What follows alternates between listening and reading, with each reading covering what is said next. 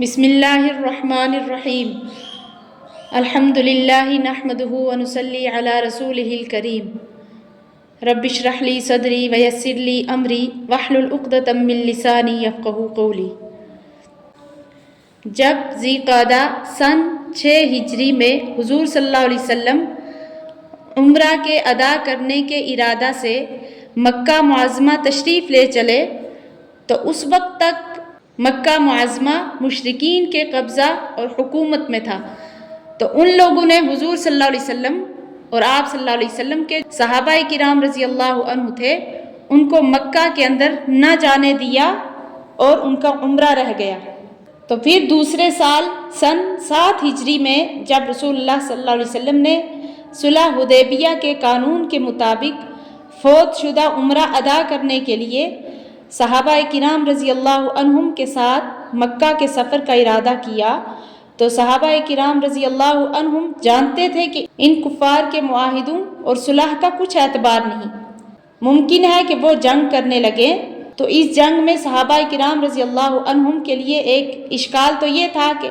حرم مکہ میں جنگ کی نوبت آئے گی جو اسلام میں ناجائز ہے، تو اس کا جواب ان آیتوں میں دے دیا گیا کہ حرم مکہ کی حرمت مسلمانوں پر ضرور لازم ہے، لیکن اگر کفار حدود حرم میں ہی مسلمانوں سے جنگ کرنے لگے تو ان کو بھی مدافعت میں جنگ کرنا جائز ہے۔ اسی کے بارے میں اللہ تعالیٰ فرماتے ہیں، اعوذ باللہ من الشیطان الرجیم بسم اللہ الرحمن الرحیم فَإِنِ انْتَهَوْا فَإِنَّ اللَّهَ غَفُورٌ رَحِيمٌ، پھر اگر وہ باز آ جائیں تو بے شک اللہ بہت بخشنے والا نہایت مہربان ہے۔ یعنی اگر قتل و قتال شروع کرنے کے بعد بھی وہ لوگ یعنی مشرکین مکہ اپنے کفر سے باز آ جائیں اور اسلام قبول کر لیں تو ان کا اسلام بے قدر نہ سمجھا جائے گا، بلکہ اللہ تعالیٰ ان کے گزشتہ کفر کو بخش دے گا اور مغفرت کے علاوہ بے شمار نعمتیں دے کر ان پر مہربانی بھی فرمائیں گے۔ وَقَاتِلُوهُمْ حَتَّى لَا تَكُونَ فِتْنَةٌ وَيَكُونَ الدِّينُ لِلَّهِ، اور تم ان سے لڑو یہاں تک کہ باقی نہ رہے فتنۃ، فتنہ یعنی فساد، وَيَكُونَ الدِّينُ لِلَّهِ، اور حکم صرف اللہ ہی کا رہے۔ یعنی اگر وہ اسلام نہ لائیں تو پھر ان سے اتنا لڑو کہ یہاں تک کہ کفر سے ہٹ کر اسلام لے آئیں اور شرک باقی نہ رہے اور ان کا دین خالص اللہ ہی کا ہو جائے۔ فَإِنِ انْتَهَوْا فَلَا عُدْوَانَ إِلَّا عَلَى الظَّالِمِينَ، پھر اگر وہ باز آ جائیں تو کسی پر زیادتی نہیں مگر ظالموں پر۔ الشہر الحرام بالشہر الحرامی، کہ حرمت والا مہینہ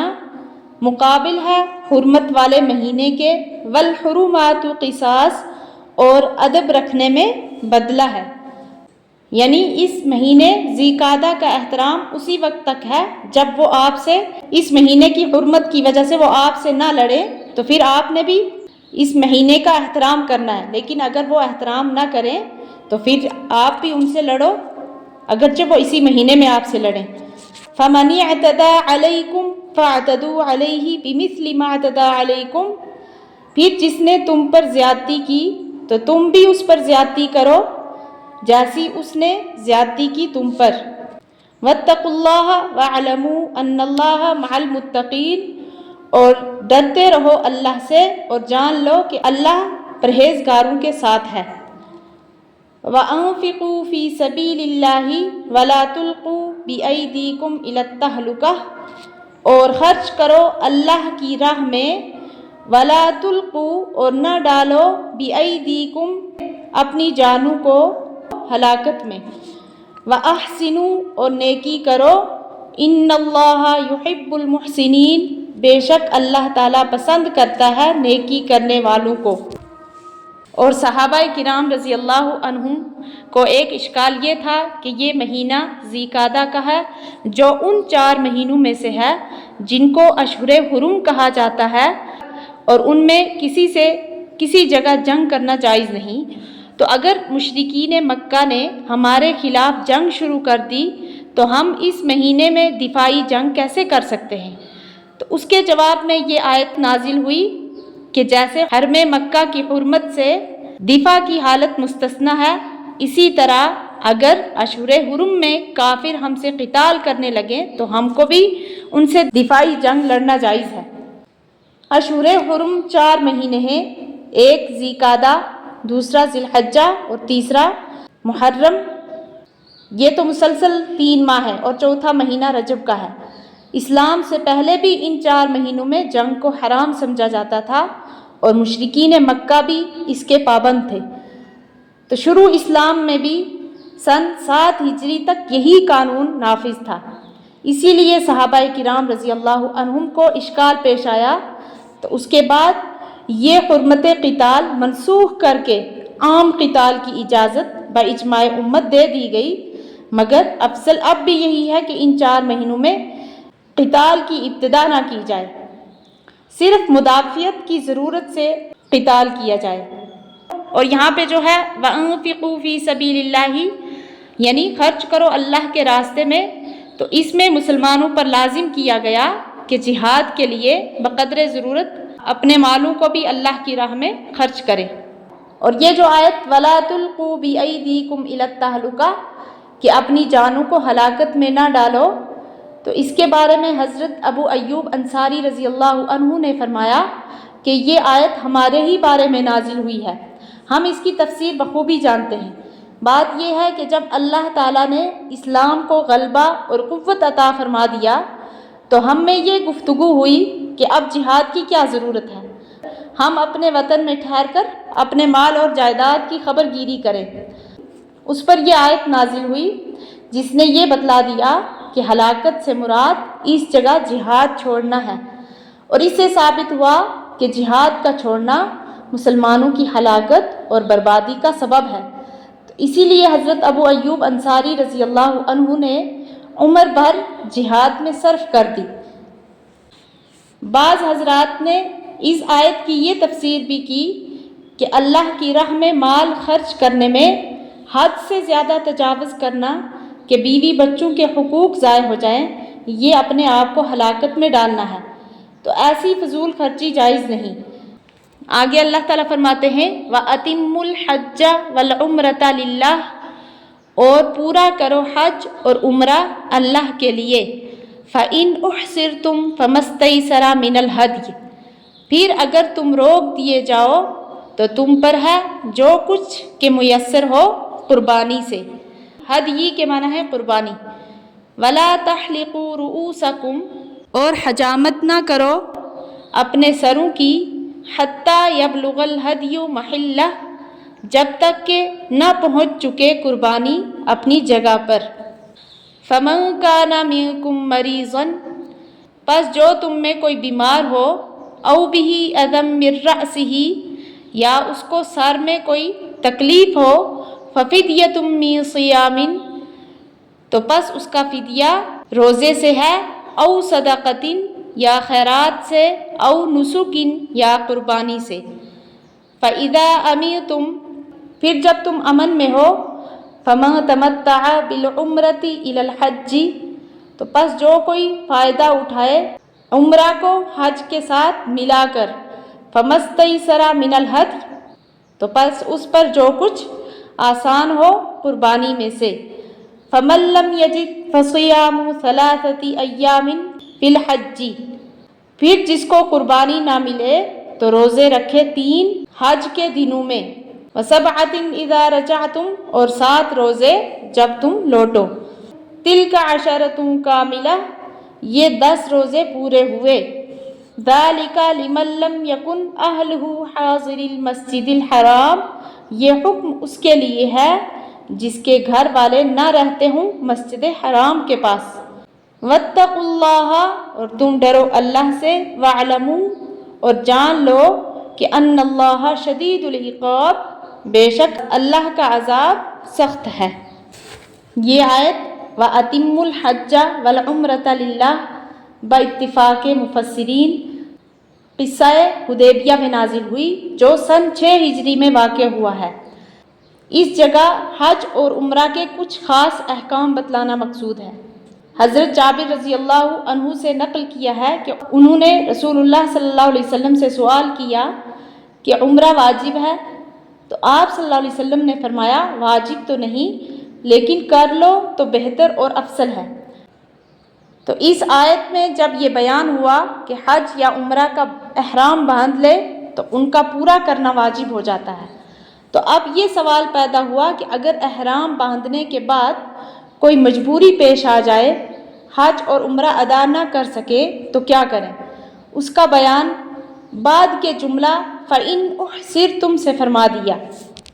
یہ آیت چونکہ واقعہ حدیبیہ میں نازل ہوئی، جس میں حضرت صلی اللہ علیہ وسلم اور صحابہ کرام رضی اللہ عنہم نے عمرہ کا احرام باندھا ہوا تھا، کفار مکہ نے مکہ میں داخل ہونے اور عمرہ ادا کرنے سے روک دیا، تو اس پر یہ حکم نازل ہوا کہ احرام کا فدیہ ایک قربانی دینا ہے، بکری، گائے اور اونٹ وغیرہ کی جو آسان ہو، تو قربانی دے کر احرام کھول دے۔ مگر ساتھ ہی اگلے جملے میں وَلَا تَحْلِقُوا رُؤُوسَكُمْ میں یہ بھی بتلا دیا کہ احرام کھولنا جس کی شرعی صورت سر کے بال منڈوانا اور کٹوانا ہے، اس وقت تک جائز نہیں جب تک احرام باندھنے والے کی قربانی اپنے موقع پر پہنچ کر ذبح نہ ہو جائے۔ موقع پر پہنچنے سے مراد امام اعظم ابو حنیفہ رحمۃ اللہ علیہ کے نزدیک یہ ہے کہ حدود حرم میں پہنچ کر ذبح کی جائے، خود نہ کر سکے تو کسی دوسرے سے کرا دے۔ اس آیت میں مجبوری کی یہ صورت کہ کوئی دشمن حائل ہو جائے۔ امام اعظم ابو حنیفہ رحمۃ اللہ علیہ اور بعض دوسرے ائمہ نے بیماری وغیرہ کی مجبوری کو بھی اس میں شمار کیا ہے،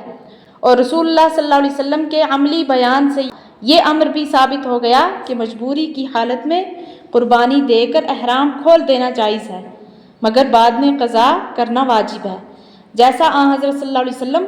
اور صحابہ کرام رضی اللہ عنہم نے اگلے سال عمرہ کی قضا کی ہے۔ اس آیت میں سر منڈانے کو احرام کھولنے کی علامت قرار دیا ہے، جس سے ثابت ہوا کہ احرام کی حالت میں سر منڈانا یا بال کٹوانا منع ہے۔ اس کی مناسبت سے اگلا حکم یہ بتلایا گیا کہ جو شخص حج اور عمرہ کے افعال ادا کرنے سے تو مجبور نہیں، مگر احرام کی حالت میں کوئی مجبوری سر کے بال منڈوانے یا کٹوانے کی پیش آ جائے تو وہ کیا کرے؟ تو اس میں بتایا ہے فَمَنْ كَانَ مِنْكُمْ مَرِيضًا أَوْ بِهِ أَذًى مِّن رَأْسِهِ میں اشارہ فرمایا کہ اگر کسی بیماری کے ذریعے سے سر یا بدن کے کسی دوسرے حصے کے بال منڈانے کی مجبوری ہو یا سر میں کوئی تکلیف ہونے کی وجہ سے تو یہ مسئلہ پیش آئے تو ایسی صورت میں بال منڈانا بقدر ضرورت جائز ہے، مگر اس کا فدیہ اور بدلہ یہ ہے کہ روزے رکھے یا صدقہ دے یا قربانی کرے۔ تو قربانی کے لیے حدود حرم کی جگہ متعین ہے، روزے اور صدقہ کے لیے کوئی جگہ متعین نہیں، ہر جگہ ادا کر سکتا ہے۔ قرآن کے الفاظ میں صیام کا کوئی عدد اور صدقہ کی کوئی مقدار مذکور نہیں، مگر حدیث میں رسول اللہ صلی اللہ علیہ وسلم نے حضرت کعب بن عجرہ رضی اللہ عنہ صحابی کی ایسی ہی حالت میں یہ فرمایا کہ 3 روزے رکھے یا 6 مسکینوں کو آدھا سا گندم کا بطور صدقہ دے دے۔ تو آدھا سا ہمارے 80 تولہ کے سیر کے حساب سے تقریباً 2.25 سیر گندم ہوتے ہیں، ان کی قیمت صدقہ کر دینا بھی کافی ہے۔ اسلام سے پہلے اہل عرب کے جو جاہل تھے ان کا یہ خیال تھا کہ جب حج کے مہینے شروع ہو جائیں، یعنی شوال کا مہینہ شروع ہو جائے، تو ان ایام میں حج اور عمرہ کا جمع کرنا سخت گناہ ہے۔ اس آیت کے آخری حصے میں ان کے اس خیال کی اصلاح اس طرح کی گئی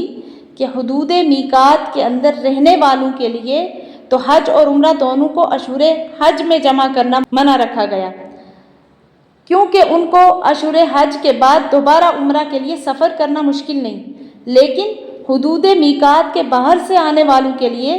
جمع کرنے کو جائز قرار دیا کہ دور دراز سے عمرہ کے لیے مستقل سفر کرنا ان کے لیے آسان نہیں۔ اسی کے بارے میں اس آیت میں فرمایا ہے لِمَن لَّمْ يَكُنْ أَهْلُهُ حَاضِرِ الْمَسْجِدِ الْحَرَامِ کہ جس شخص کے اہل و عیال مسجد حرام کے قرب اور جوار یعنی حدود میقات کے اندر نہیں رہتے، مقصد یہ ہے کہ اس کا وطن حدود میقات کے اندر نہیں ہے، اس کے لیے حج اور عمرہ کو اشہر حج میں جمع کرنا جائز ہے۔ البتہ جو لوگ حج اور عمرہ کو اشہر حج میں جمع کریں تو ان پر واجب ہے کہ دونوں عبادتوں کو جمع کرنے کا شکرانہ ادا کریں۔ وہ یہ ہے کہ جس کو قربانی دینے کی قدرت ہو وہ ایک قربانی دے دے، بکری، گائے، اونٹ، جو اس کے لیے آسان ہو۔ لیکن جس شخص کی مالی حیثیت قربانی ادا کرنے کے قابل نہیں، اس پر 10 روزے اس طرح واجب ہیں کہ 3 روزے تو ایام حج کے اندر ہی رکھے، یعنی 9ویں ذی الحجہ تک پورے کر دے، تو باقی 7 روزے حج سے فارغ ہو کر جہاں چاہے اور جب چاہے رکھے، وہیں مکہ مکرمہ میں رہ کر پورے کر لے یا گھر واپس آ کر، اختیار ہے۔ اگر کوئی شخص 3 روزے حج کے دنوں میں نہ رکھ سکا تو پھر امام ابو حنیفہ اور اکابر صحابہ رضی اللہ عنہم کے نزدیک اس کے لیے قربانی کرنا ہی متعین ہے۔